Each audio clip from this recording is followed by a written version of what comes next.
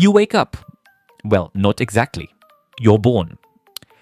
But that's just another way of saying you're suddenly here, crammed into a dark, warm den with your siblings wriggling around like oversized hamsters.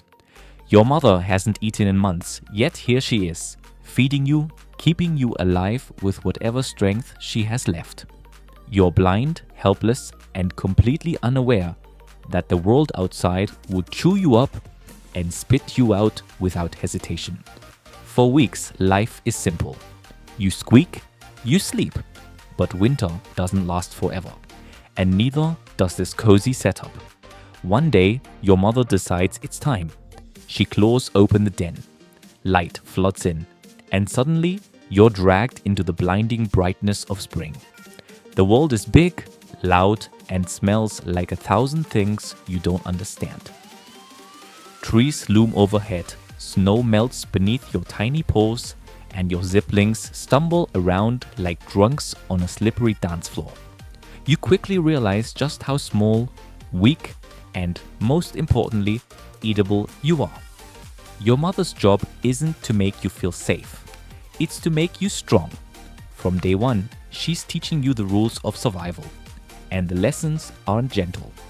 She smells danger before you do, hears threats you can't even imagine. One afternoon, as you're lazily chewing on a twig, she freezes. Her head snaps up, nostrils flaring, and then you hear it. A low, guttural growl. Wolves. They explode from the bushes, eyes locked on you and your siblings, saliva dripping from their jaws. You're too scared to move. But your mother, she moves like lightning.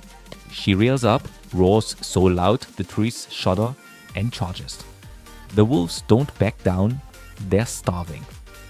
But she doesn't give them a choice. Claws flash, blood sprays, and one of them crumples. The others hesitate just long enough for her to drive them off.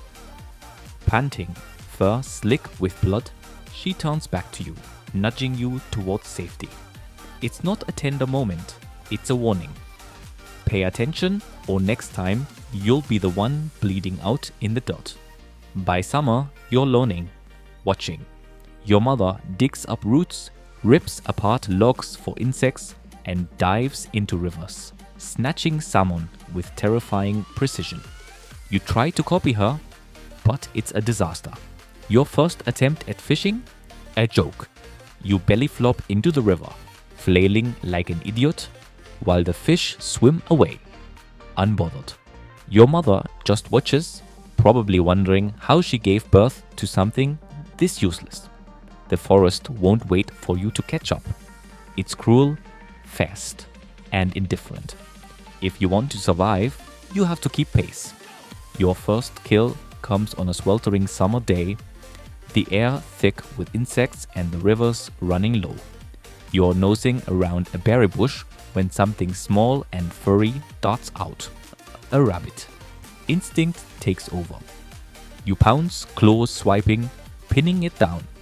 It squeals, its bones snap beneath your weight, and for a second, you freeze. You weren't expecting it to fight back, but then you remember your mother's growl, her brutal efficiency. So you bite down. The rabbit goes still. You've done it. Your first kill. It's messy, brutal, nothing like the effortless hunts you've seen your mother pull off. But it's yours. And that taste of blood? It stays with you. You start watching closer, studying the way your mother moves, how she stalks, how she strikes. You learn fast because you have to. The forest is both hunting ground and battlefield, where every meal is a risk, and the line between predator and prey is razor thin. By your second year, you're bigger, stronger. You start thinking you own this place. You're wrong, of course, but that's not the point. You've seen the dangers. Wolves, humans, even bigger bears. But you're starting to believe you can handle them. And then you meet him. It's late spring. The salmon are running. You and your mother are fishing by the river when he appears. Massive! You freeze. But your mother, She doesn't back down. Instead, she steps forward, roaring a challenge that shakes the very air. The stranger doesn't flinch. He charges. The fight is chaos. They slam into each other like runaway freight trains, each trying to overpower the other. For a terrifying moment, you think your mother might lose. But then, she gets him. A single swipe of her claws rakes across his face. He stumbles back. She doesn't give him a chance to recover. With a final, thunderous roar, she lunges, forcing him to retreat, limping into the trees. Mom stands there, panting, blood dripping from her fur, and in that moment, you understand something.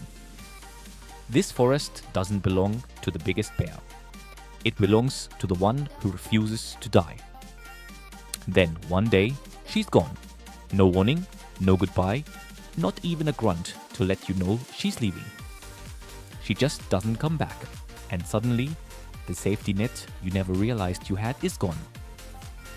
The forest feels bigger, darker, and far more interested in eating you than ever before. The first few weeks alone are a brutal lesson in how bad you are at this whole survival thing. You misjudge threats, you stumble into danger. You nearly become a meal for a pack of wolves who look way too excited to see you. By the time you escape with your fur intact, you finally understand why most cubs don't make it to adulthood. Statistically, you're more likely to end up as a pile of bear-flavored leftovers than a full-grown predator. Your first real win comes when you stumble across a fresh deer carcass, steam still rising from it. Your stomach growls so loud it practically announces your arrival.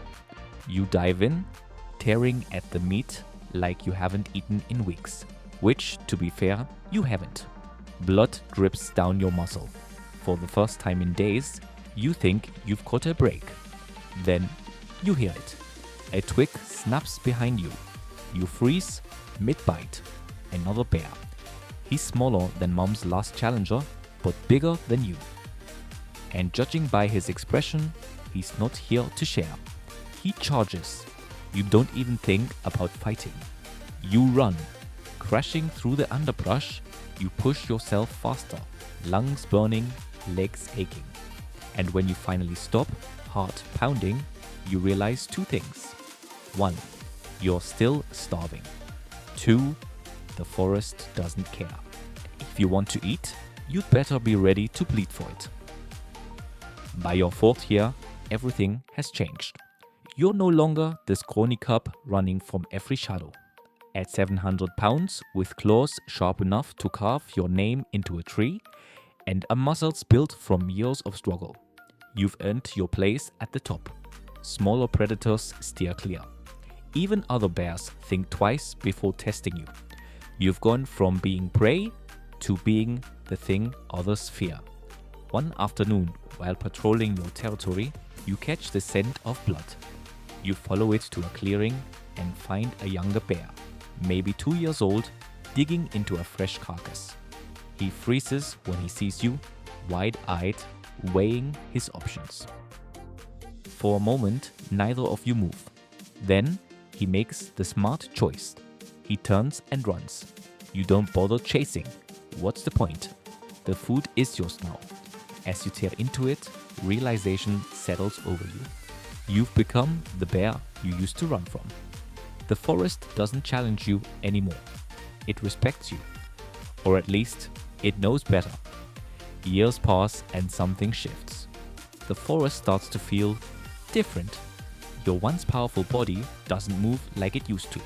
The fights you used to dominate now leave you limping for days. The younger bears are getting bolder, testing you more often. You still win, but it's not victory anymore. It's survival. And then one day, after a particularly rough fight, you catch yourself retreating instead of pressing forward. That's when it hits you. The forest doesn't see you as untouchable anymore. You've still got your scars, your strength, your pride, but the cracks are showing, and the forest, it has no patience for weakness. It just waits for you to fall behind. As the first snow of winter falls, you retreat to an old den, one you haven't used in years. It feels smaller now, quieter. You curl up inside, breath slowing as the cold settles in around you. You fought, hunted, ruled, but the forest doesn't mourn its kings. It just waits for the next one